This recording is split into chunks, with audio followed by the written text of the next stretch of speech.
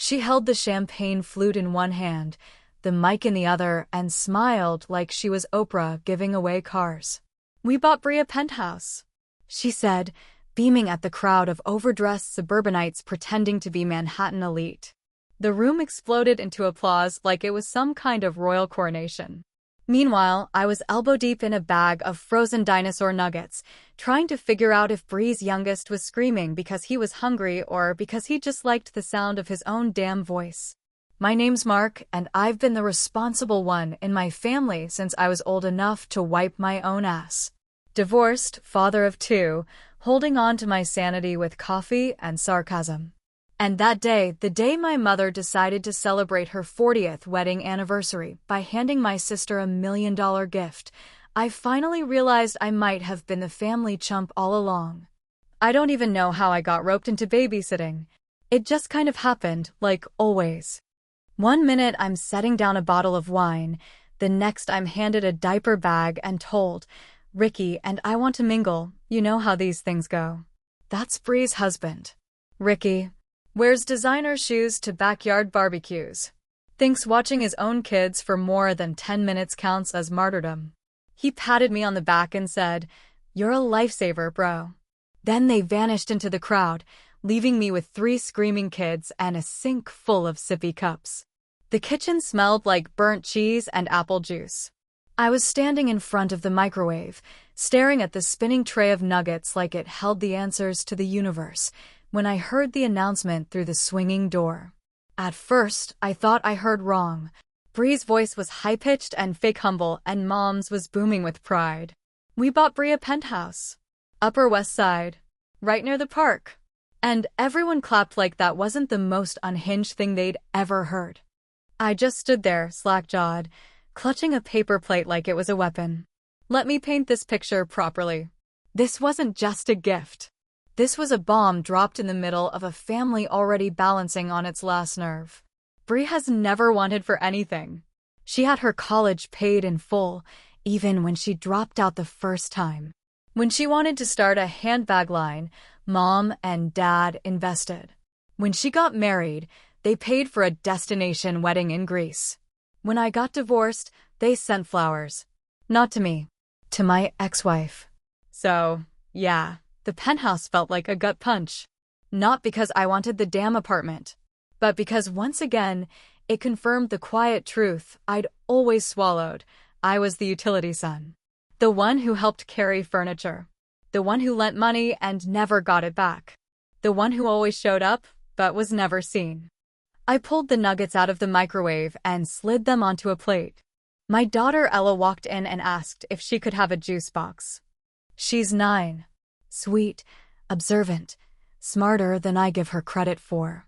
As I handed it to her, she looked up at me with those big brown eyes and said, "How come Grandma talks more about Bri's kids than us?" And I swear, something inside me cracked. How do you explain to your kid that sometimes love isn't fair? That sometimes the people who are supposed to love you the most are also the ones who hurt you in ways they'll never acknowledge? I didn't even try. I just nodded like I understood and kissed the top of her head. But I was shaking. My hands, my chest, my jaw, it all trembled like I'd been holding something in for too long. Eventually the cake came out. Some overpriced tower of fondant and buttercream with sugar roses and edible gold flakes. Mom gave a speech. Dad stood there like a cardboard cutout, smiling because that's what he's always done. Bri cried, theatrical, dainty tears that made her mascara run in that perfect Instagram way. And I stood in the back, near the kitchen doorway, trying to decide if I should just grab my kids and leave. But instead, I pulled out my phone, stepped outside onto the porch while the laughter and clinking glasses echoed behind me. The sky was already getting dark. The air smelled like someone down the street was grilling steaks, and suddenly I was hungry in that hollow, angry kind of way. The kind of hunger you don't feed with food. I scrolled to the number and stared at it for a minute. My thumb hovered over the screen. Then I pressed it. The phone rang once. Twice. Then a voice answered, warm and familiar. "Hey, Mark. What's up?" I swallowed. My mouth was dry. "I think I'm ready to talk," I said. "About the trust." There was a pause on the other end. Then the voice said, "Are you sure?" I looked back through the window, where Bri was holding up a flute of champagne and Mom was hugging her like she'd just won the Nobel Peace Prize. "Yeah," I said. "I'm done playing the good son." And just like that, the first domino fell. I didn't know what the fallout would look like yet, but I knew one thing for sure. This time, I wasn't walking away quiet. It's funny how you can go most of your life convincing yourself that things weren't really that bad, just a little uneven, just a little lopsided, and maybe if you'd worked a little harder or smiled a little more or said thank you with a bit more enthusiasm, you might have had your moment in the sun too. I used to tell myself that a lot. That it wasn't favoritism. That it wasn't that deep. That I was imagining it. But looking back now, with years of hindsight and a head full of secondhand psychology podcasts, I can tell you this much. My sister Bri wasn't just the favorite, she was the sun, and we all orbited her whether we liked it or not. It started young. Mom used to say Bri had a sparkle. She said it like it explained everything, the tantrums, the messes, the way she could lie straight to your face and still get a cookie out of it. Bri was the kind of kid who could color on the walls, blame it on the dog, and end up with new markers by dinner. Me? I got grounded once for forgetting to say thank you at my aunt's house. I was 9. Bri, meanwhile, once stole a bracelet from the gift shop at the aquarium and somehow ended the day with ice cream and a stuffed dolphin. Mom said she didn't understand what she was doing, even though Bri had hidden the thing in her sock. Dad never really got involved in any of it. He was the kind of man who could sit through a hurricane without blinking, as long as the TV was on and the beer was cold. When he did speak up, it was usually to tell me to let it go or don't stir things up. His idea of parenting was keeping the peace, even if that peace was built on a foundation of complete bullshit. So I learned early that no one was coming to my defense, not when Bri took credit for my science project in 5th grade, not when she convinced Mom I broke the garage window when it was her and her idiot friend throwing softballs at it, not when I got detention for fighting a kid who called her names and she told everyone she didn't even know me that well. By the time Bri was 16, she had a car. Not a junker either, a shiny little silver Jetta with a sunroof and leather seats. It was her sweet 16 surprise. I still remember standing in the driveway with my hands in my pockets, watching her scream like she'd won a Grammy, hugging Mom and crying. I didn't get a car. I got a second-hand mountain bike and a lecture about responsibility.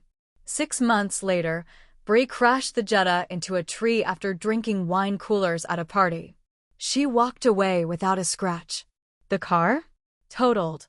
The consequence? Nothing. Mom told the insurance company she had swerved to avoid a deer. Bri got grounded for a weekend, but still went to prom the next week in a dress that cost more than my laptop. That same year, I got grounded for getting a B- in geometry and not applying myself. When I went to college, I worked nights at a gas station, took out student loans, and lived off instant ramen and peanut butter sandwiches. I paid my own rent, fixed my own beater of a car, and sometimes went to class half asleep from the double shift I'd just pulled. Bri, meanwhile, took a semester off to find herself, then decided she wanted to go to a fashion school in California. Tuition? Paid in full. Apartment? Furnished by Mom. Plane tickets? Covered. I didn't even get a congratulations when I graduated. Bri got a party with catered sushi after passing her first semester. I kept my head down. I didn't make waves. I told myself again and again that it wasn't worth the fight, that families are complicated, that maybe Mom just saw something special in Bri that she didn't see in me. I tried not to let it rot me from the inside, but you can only take so much before the rot spreads. Even when I got married, it was like a side note. Bri gave a speech at the reception about how happy she was for me, but somehow managed to make it about herself, how hard it was being apart from me when we were younger, how she always looked up to me, how she wished we were closer now. People clapped. I stood there like a statue, wondering if anyone noticed she hadn't even RSVP'd until the morning of the wedding. And when I had kids, when my daughter was born, Mom visited the hospital for 20 minutes, took a selfie with the baby, posted it with the caption, "Nana love," and left to go meet Bri for lunch.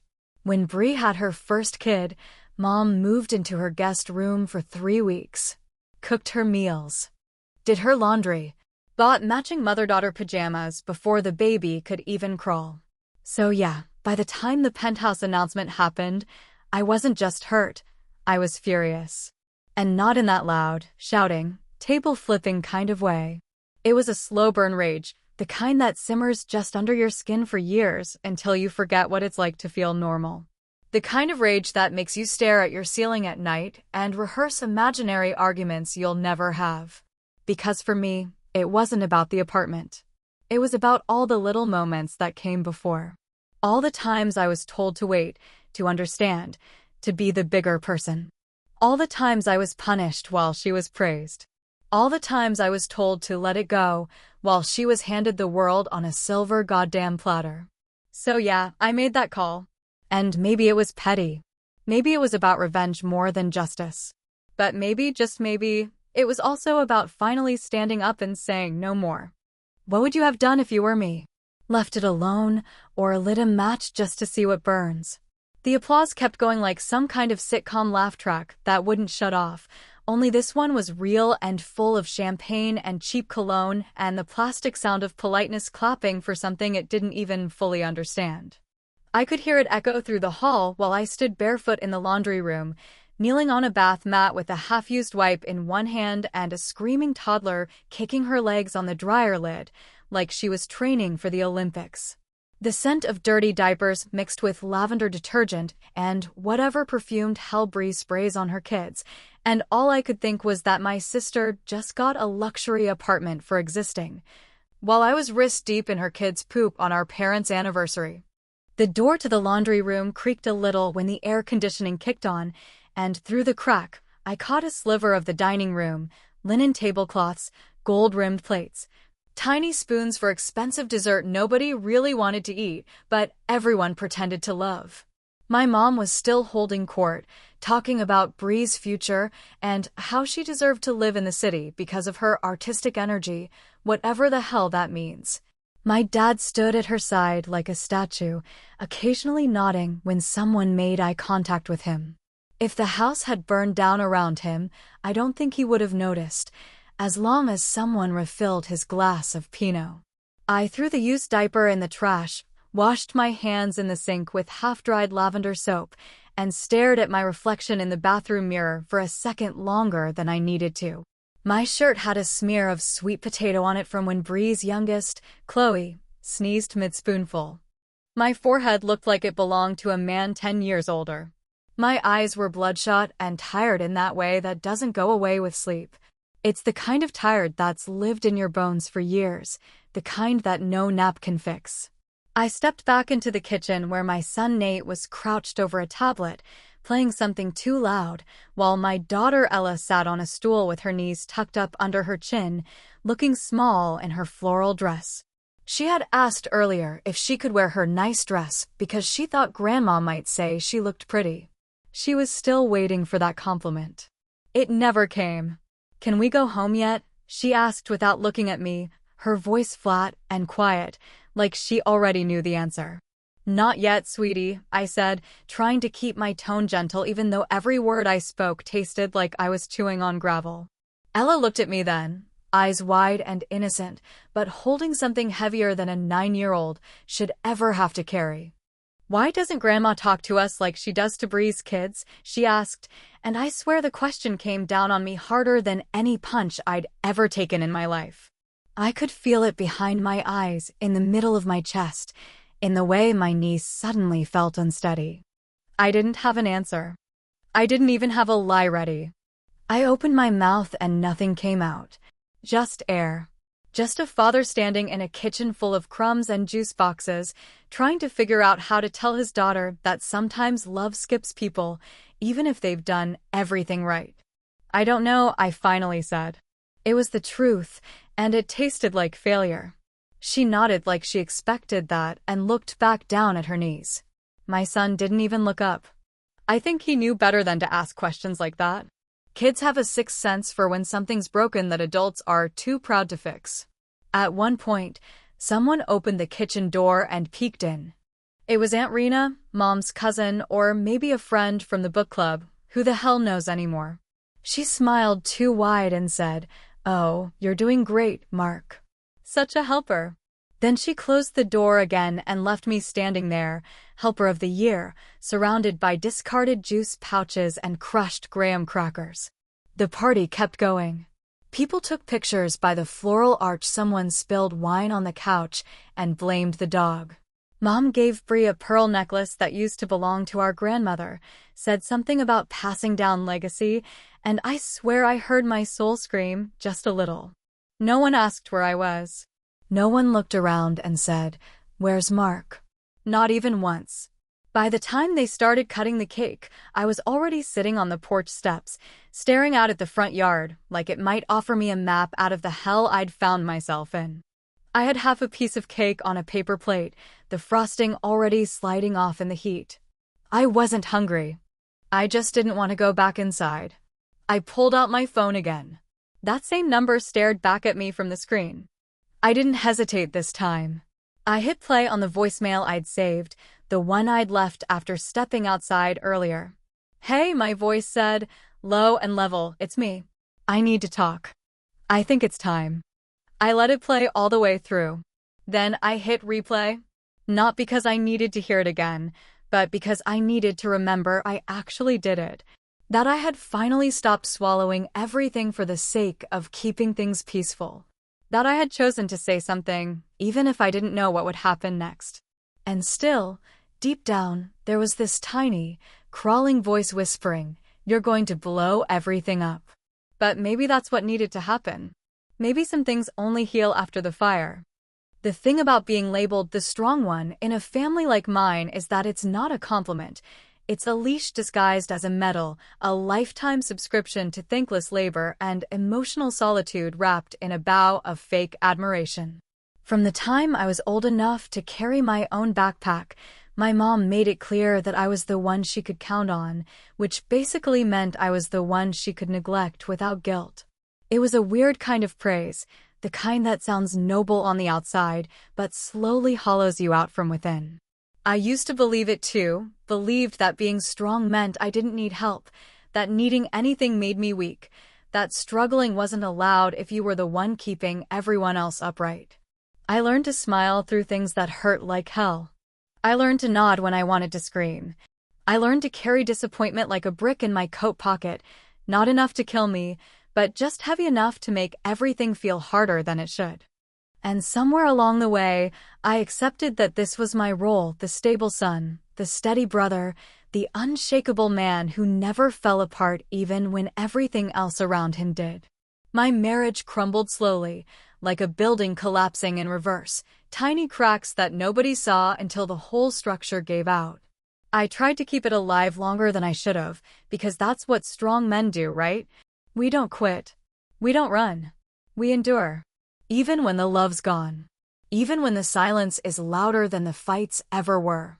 Even when your partner looks at you and sees nothing but a reminder of everything she resents. When the divorce papers came through, I remember standing in the courthouse lobby alone, wearing a suit that no longer fit right and holding a manila envelope with my name spelled wrong on the label. It was raining outside. Of course it was. I texted my mom that morning, told her what time the hearing was, told her I could use someone in my corner. She responded 5 hours later with a picture of Bri's new golden retriever puppy and a message that said, "Look at her new baby. I'm flying out tomorrow to meet her." She didn't ask how it went. She didn't ask how her son was doing after dismantling 12 years of his life. She didn't even pretend to care. That moment, more than any of the others, more than the college tuition gap or the birthday party comparisons, that was the one that truly carved something deep into my chest. That was when I realized I wasn't just the forgotten son. I was the functional one. The one who could be ignored because he'd survive anyway. And I did survive. That's the messed up part. I got through it. I found a rhythm. I woke up early, Made school lunches, worked long hours, helped with math homework, made dinner, kissed scraped knees, cried quietly in the shower, and still managed to show up for every parent-teacher meeting. I didn't drink myself into oblivion. I didn't vanish. I didn't crumble. I just carried on, because that's what men like me are taught to do. But lately, especially since that party, since the damn penthouse bombshell, I've started to question whether surviving is enough. Whether strength that isn't seen or valued even matters. Whether being the dependable one actually counts for anything when your own mother can't be bothered to sit in the same courtroom where your life fell apart, but will cross the country to throw a birthday brunch for a dog. I kept playing back that voicemail in my head, the one I left after the cake was cut. I kept wondering if it was the right move, if maybe I was just overreacting. That's the voice she put in my head, the one that tells me every time I try to set a boundary that I'm being dramatic, selfish, or not understanding the bigger picture. But that voice is dying now. Not gone completely, not yet, but weaker than it's ever been. Because there's another voice rising up in its place, and this one's been buried deep inside me for decades. It's the voice that remembers every time I swallowed my pride for the sake of family unity. Every time I held back to avoid making things uncomfortable. Every time I kept my mouth shut while Bri got showered in praise, and I got handed a trash bag after dinner. That voice is angry. And for the first time, I think it's right to be. There's this weight I've been carrying that I never signed up for. This unspoken agreement that I'd always be okay, no matter what, so everyone else didn't have to worry about me.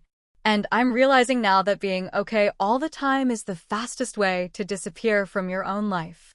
So I made a decision, a quiet one, the kind that doesn't come with fireworks or grand speeches. I didn't tell my kids. I didn't tell Bri. I didn't even tell my father, though something in his eyes at the party made me think he might have known anyway. The call I made wasn't to my ex or to a friend. It was to my lawyer. The thing about secrets is they always rot from the inside first, like fruit that looks fine on the outside, but turns to mush when you finally bite into it.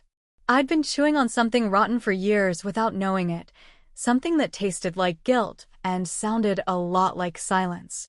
That call I made wasn't some random act of rebellion, and it wasn't just about the damn apartment either. It was about the foundation of everything my family pretended to be built on. And the cracks that had been growing in it for decades while we all smiled for the Christmas card photos and pretended everything was just fine. I'd almost forgotten about the trust, if I'm honest, because it had sat quietly in the background like some dusty backup plan none of us thought we'd need to touch.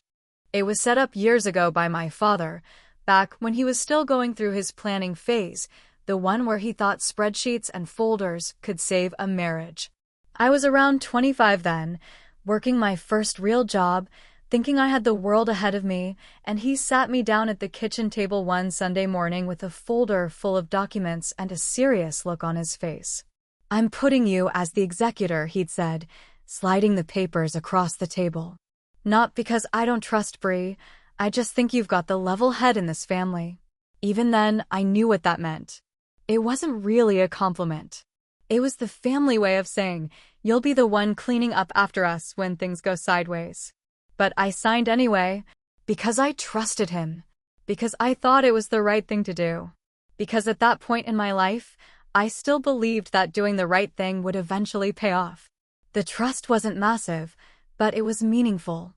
Dad had put away a decent chunk of money, and it had grown over time thanks to conservative investments and a lot of patience. It was intended for family emergencies, property upkeep, and, as the document clearly said in my own handwriting from when I was guided through filling it out, even distribution among direct descendants in the event of death or significant family transition. It wasn't supposed to be touched without my knowledge. And it damn sure wasn't supposed to be drained for a luxury apartment with a view of Central Park and marble countertops in the master bath. When I sat across from the lawyer the week after the party, I felt like I was confessing to a crime, even though I was technically the victim in this story. I slid the folder across his desk, papers a little bent from being tucked under my car seat all week. I told him what I'd heard. I told him about the announcement, about the apartment, About the applause and the cake and the way my mother never once mentioned the trust that night. He was a quiet man, sharp glasses, buttoned shirt, no-nonsense stare. The kind of guy who lets silence do the talking and only interrupts to say something useful. He leafed through the pages slowly, lips tightening just slightly as he read. "She wasn't authorized," he said finally, his voice flat but heavy. "And unless there's an amendment we're unaware of, this is technically fraud." I felt something shift in my chest, not panic, not relief, something else. Like stepping out of a dark room and realizing the light doesn't make you feel any safer. "She pulled nearly $300,000 over the last 2 years, he continued, flipping to the bank statements. Most of it in staggered withdrawals. Someone was trying to keep it quiet. And that someone was my mother. I didn't say anything for a while. Just sat there with my hands clenched together and my jaw locked so tight it started to ache. $300,000. From a trust meant to support the family. Gone. Without a word to me, the executor. Not even a fake excuse. Not even a courtesy call. It was like everything finally lined up, all the years of imbalance, all the quiet betrayals, all the moments I told myself to get over it because that's just how families are. It wasn't favoritism anymore. It was theft. It was betrayal. It was choosing one child's comfort over another's dignity and doing it with a smile. "Do you want to pursue legal action?" the lawyer asked, sliding the papers back toward me. That question hung in the air like smoke from a match, fresh, hot, and full of consequence. Part of me wanted to say no. Not because I wasn't furious, but because part of me still clung to that voice in my head telling me not to be the one who ruins everything. That voice that had kept me quiet for too long. That voice that told me I was the strong one, and strong men don't make scenes. But something had shifted after that party. Something that had been waiting a long time to come loose. "I want to make sure it never happens again," I said finally, my voice lower than usual, more gravel than sound. "And I want the record to show exactly what happened. No more secrets. No more special treatment. No more sparkle." He nodded and began outlining the steps. Letters would be sent. Documentation would be filed. A meeting would be requested. The wheels were in motion now, and they weren't going to stop just because someone cried or claimed ignorance. This was real. This was official. This was the beginning of a reckoning. Driving home that day, I didn't feel triumphant. I didn't feel vindicated. I felt tired, the kind of tired that comes not from work, but from realizing how much you've let people walk over you in the name of keeping the peace. I looked at myself in the rearview mirror at a red light and said out loud, just to hear the words in the air, "You can't steal from a trust. Even if you're my mom. Especially if you're my mom." I walked back into that house like I was stepping onto a minefield I'd laid myself, fully aware of where the explosions were going to happen but still hoping, in that foolish way we sometimes do, that maybe no one had noticed the spark yet. But they had. Oh, they'd noticed. The mood inside had shifted like the air before a thunderstorm, where everything feels too quiet and too charged at the same time, like the walls themselves were holding their breath, waiting for the crack of something breaking wide open. Bri was the first one to spot me. She was standing near the kitchen entrance with a glass of rose in her hand, halfway through some story that had everyone politely chuckling. Her eyes locked on me like a hawk spotting a field mouse, and her face changed so fast you could practically hear the gears grind, from performative joy to barely contained fury in under 2 seconds. "You made a call," she hissed, not bothering to lower her voice even though half the room turned to look. "To a lawyer. About the trust." I didn't say anything at first. I just looked at her, watched the color rising in her cheeks, watched her hand tighten around the stem of her glass like it was the only thing keeping her from swinging at me. There was no point denying it. That would have been a waste of breath, and I was done wasting breath on people who only heard what they wanted to. "You're unbelievable," she spat, stepping closer now, her voice rising.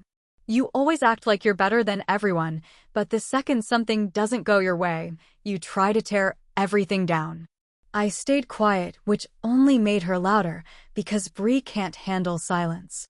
Silence makes her feel like she's not in control, and Bri has always needed to be in control of the narrative, of the room, of Mom. Especially of Mom. "You're jealous," she snapped, voice cracking slightly now. "You've always been jealous of me.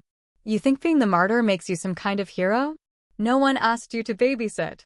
No one asked you to suffer." At this point, people were really watching. Not pretending to look at the shrimp platter or sipping wine with distracted faces. They were full-on watching, heads turned, eyes wide, mouths slightly open. Family drama on display, and I was suddenly the unwilling star of the worst reality TV show ever made. Mom came storming over like she'd just been summoned by some invisible mother rage beacon. She grabbed my arm and yanked me to the side, into the hallway between the coat closet and the half-bath, her voice a sharp whisper cutting through the air like a knife. "Why are you doing this?" she snapped. "Why would you try to ruin your sister's life like this? She's finally happy, and you want to take that away from her." I stared at her for a moment, trying to wrap my head around the fact that this woman, my mother, was looking me in the eye and accusing me of sabotage when she was the one who stole from the trust without telling me. When she was the one who had quietly pulled money meant for all of us and funneled it into Bri's dream apartment like it was a Christmas present. "I didn't ruin anything," I said, my voice calm in that dangerous way that means you're past the point of yelling. "You did that when you started stealing from something that wasn't yours." Her face twisted at the word stealing, like I'd slapped her in front of a priest. "It was for the family," she said, voice trembling with manufactured righteousness. "I did what I thought was best." "You mean what was best for Bri," I said. "Not for me. Not for anyone else. Just her." She looked like she wanted to say something else, something dramatic or cutting, but the door opened behind us and Dad stepped in quietly, like he'd been listening long enough to know now was the time to say something or forever hold his damn peace. He looked older than I remembered, smaller somehow, like he'd shrunk beneath the weight of decades of standing in the background while all of this played out. "I didn't stop her when you were kids," he said, voice low and ragged. "But maybe it's not too late now." It hit me harder than I expected. Not because it fixed anything, it didn't, but because it was the first time I'd ever heard him admit it. Admit that he saw it. Admit that he let it happen. Admit that I wasn't crazy or bitter or imagining things. And that acknowledgement, small as it was, meant more to me than anything my mother could have said in that moment. Outside the hallway, I could hear Bri crying now, not the crocodile tears she usually summoned for social media, but real ones, messy, angry, betrayed. She was telling someone I'd ruined the whole night, that I was out of control, that I was attacking her for no reason. A few relatives started gathering around her like she was the one who needed rescuing, like I was the monster who crashed the party with a grenade in my back pocket. People were taking sides before they even knew the full story. That's the thing about families like mine, they don't need truth, just momentum. Once the narrative starts, it rolls downhill, crushing whatever facts are in the way. And right now, I was standing directly in its path, not budging. As I walked out of the hallway and back into the living room, my mother trailing behind me like a ghost with unfinished business, Bri turned to me one last time, mascara streaked down her cheeks, eyes red and furious. "You're dead to me," she said, loud enough for the whole damn house to hear. And I didn't flinch. Didn't blink. Didn't look away. "Then go ahead and bury me," I said, my voice steady as stone. "But I'm not taking this to the grave." The fallout came faster than I expected, like a wave I saw forming in the distance, but still wasn't prepared to get hit by. I thought I'd have more time, a few days maybe, a week at most, before the cracks in the illusion Mom had built started to show. But the letter from the lawyer must have landed in her mailbox like a slap from the past, because less than 48 hours after I walked out of that party, the phone calls started. I ignored them all. Mom left 3 voicemails in the span of one afternoon, each one escalating in tone like she was working her way through the 5 stages of grief, denial, anger, bargaining, and so on, but never quite making it to acceptance. The first one sounded confused, like she thought there had been a misunderstanding. "Mark, honey, I think there's been some mix-up with the bank. Can you call me back?" The second one was all steel and ice. "I can't believe you do this to your own family. What kind of man turns on his mother like this?" The third one was longer, slower, more tired. "We just wanted what was best for everyone, especially Bree. You know how hard things have been for her, and still, not once in any of them did she say the word sorry. Not once did she admit that what she did was wrong. It wasn't about guilt. It was about inconvenience. I had disrupted the system, and the system didn't appreciate being poked in the eye with truth. A few days later, I got a text from a friend of Bree's, someone I hadn't spoken to in years, but who apparently still lurked around the edges of family drama like a buzzard over roadkill. It was a screenshot of a Facebook post Bree had written and quickly deleted, but not before someone got a copy. In it, she called me a traitor, a manipulator, and, my personal favorite, a bitter, lonely man who couldn't stand to see his sister succeed. She said I was obsessed with tearing her down because I had nothing of value to show in my own life. That one stung more than I expected, because part of me, the raw part, the insecure part, worried that maybe she wasn't entirely wrong. But that part of me got a little quieter the next morning when I answered a call from a number I didn't recognize and heard a voice I hadn't heard in nearly 5 years. "Mark? It's Aunt Lacey." I hadn't spoken to her since a family barbecue where Bree got drunk and accused her of being jealous of Mom and stormed off when Lacey suggested Bree pay her own credit card bills. She wasn't one for drama, and she'd slowly distanced herself from the family since then, choosing peace over proximity. I couldn't blame her. "I heard what happened," she said softly, "and I just wanted to say thank you for finally standing up to her."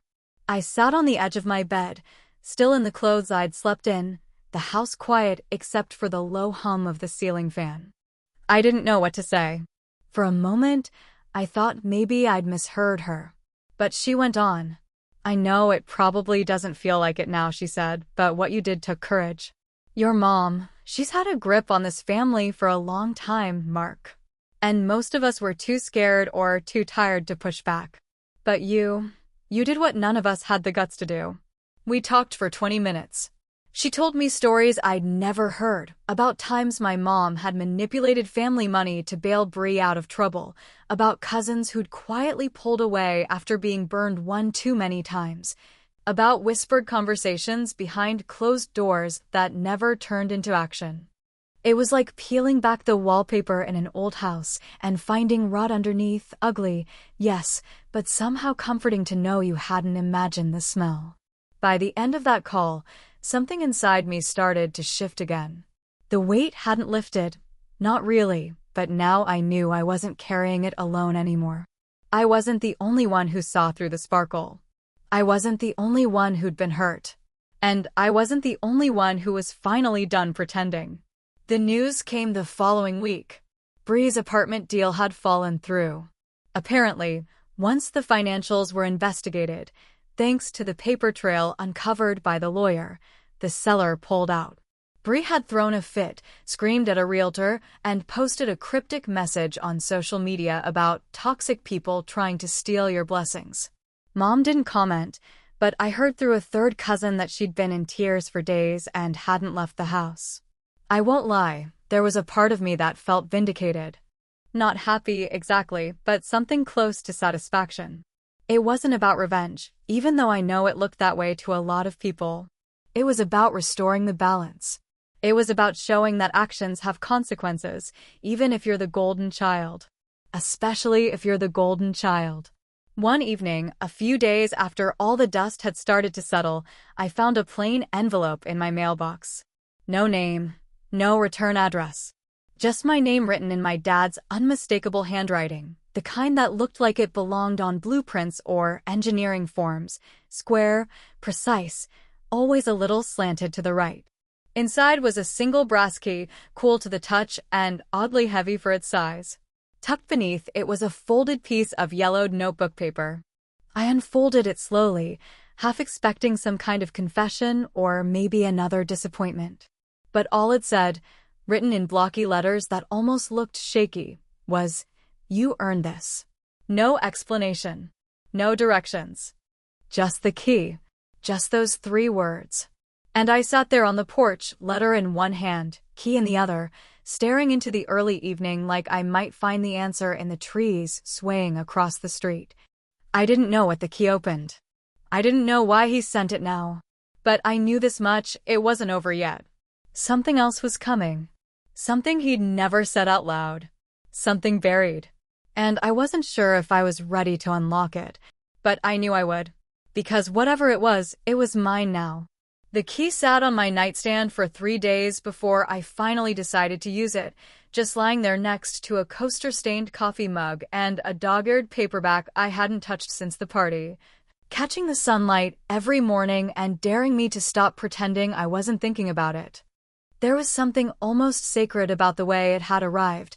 No note beyond those 3 cryptic words, no instructions, no dramatic fanfare, just the quiet, deliberate act of handing over something heavy.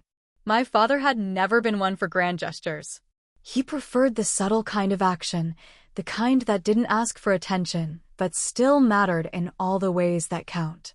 By the 4th day, curiosity finally wore down my hesitation, and I started calling around. I knew my dad had kept an old storage unit back in the day, something he rarely talked about and never let anyone near. It wasn't near the house, too far for convenience, too obscure for casual access. But I remembered him mentioning once, maybe 10 or 15 years ago, that he liked having a place to keep things the world didn't need to see every day. Back then, I assumed it was full of tax documents or tools or maybe just old golf clubs he'd never admit he was too tired to use. I found the unit tucked behind a warehouse park on the outskirts of town, the kind of place that felt like it belonged to another decade, faded signage, cracked asphalt, a keypad that beeped louder than it should have when I punched in the code. I held the key in my palm for a few seconds before sliding it into the lock, the metal cool against my fingers, and when the bolt clicked open, I swear it sounded like a door unlocking inside my chest. The unit smelled like dust and oil, like memories sealed in cardboard. There were no boxes labeled, no neon post-its with reminders or instructions, just a single metal shelf along the wall and a battered gray lockbox sitting right in the center, exactly where it would be impossible to miss. The kind of box you see in movies, fireproof, dull, unassuming, but radiating the quiet intensity of someone who knew what needed protecting. I opened it slowly, half expecting to find old birth certificates or pension forms, but what I found instead stopped me cold. There were photographs, some black and white, some Polaroids, some grainy from early digital cameras, and in nearly all of them I was there. Not just me with Bri or me in group shots, but me alone.